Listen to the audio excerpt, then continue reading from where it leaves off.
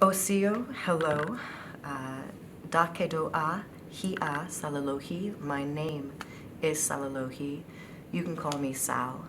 And I am what it looks like to have globalized open source. I come from the Kituwa Nation. You may know this in your language as the Cherokee Nation. And I could give you a definition of open source, but we really love to tell stories. So I'm going to tell you a story instead. Right now, as I give this interview, I am sitting in London from the United Kingdom, and here we have locks all across the canals of this city. The original design of those locks was from Da Vinci and has remained unchanged for hundreds of years. It's a fundamental, critical infrastructure to this city. And this is the same for open source. We are starting to build parts of the world that are necessary to it and cannot be removed from human progress. We're now shifting from creating physical infrastructure. Think now not just the canals of London, but even the aqueducts of Rome are a closer comparison to what we're building. But instead of bricks of an aqueduct, all of those little segments are built on open source packages, little pieces of human curiosity where they set out to solve one small problem that fits into a massive ecosystem. Now, instead of water going through these great aqueducts, we have information flowing. And as the internet becomes more available globally, we have an incredible opportunity, because there is not just one Da Vinci. There are 1 million Da Vincis in open source. And every time we get a new aqueduct of information flowing, fresh information out to the west, into the east, down through Africa, and even onto Native American reservations, we're beginning to find more and more Da Vincis who are participating in open source, because there is no limitation to participating in open source. It just requires curiosity. And what's beautiful about open source, my career the last 10 years, I have always worked in open source, but this is as a volunteer. I have never had a corporation or organization influence what I do and where I choose to spend my time in open source. I simply go and find the biggest problem that I can find, and I try to fix it. And I am not the only one who does this.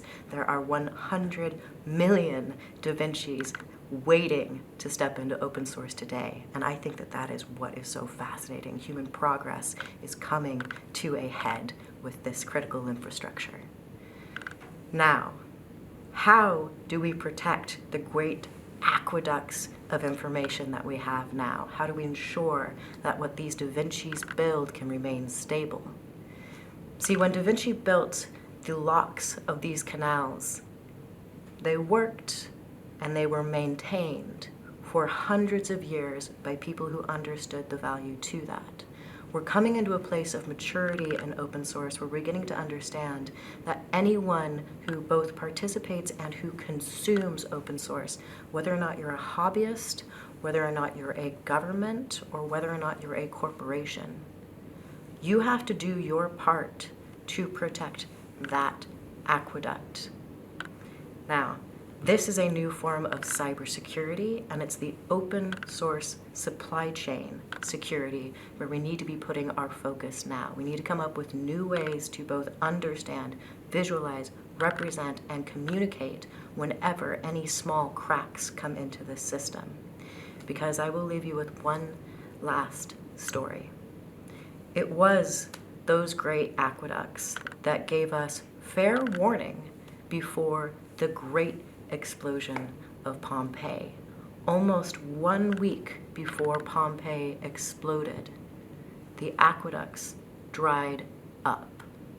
And the engineers of those aqueducts were the first people to signal that there was something wrong. Those are the open source engineers of today. We are making sure that you have access to a world of human ingenuity. We are making sure that these Da Vincis get to talk and build and create. And I am filled with so much hope because of the space that I work in. Because I work to secure open source stacks that help us to create greater carbon efficiency. I understand that climate change is a real problem. I'm working in cybersecurity in a time of long, open, and protracted war, which is mirrored in the digital domain. But I also work in open source. I don't work with nihilists. I work with engineers, and we build things. We solve problems.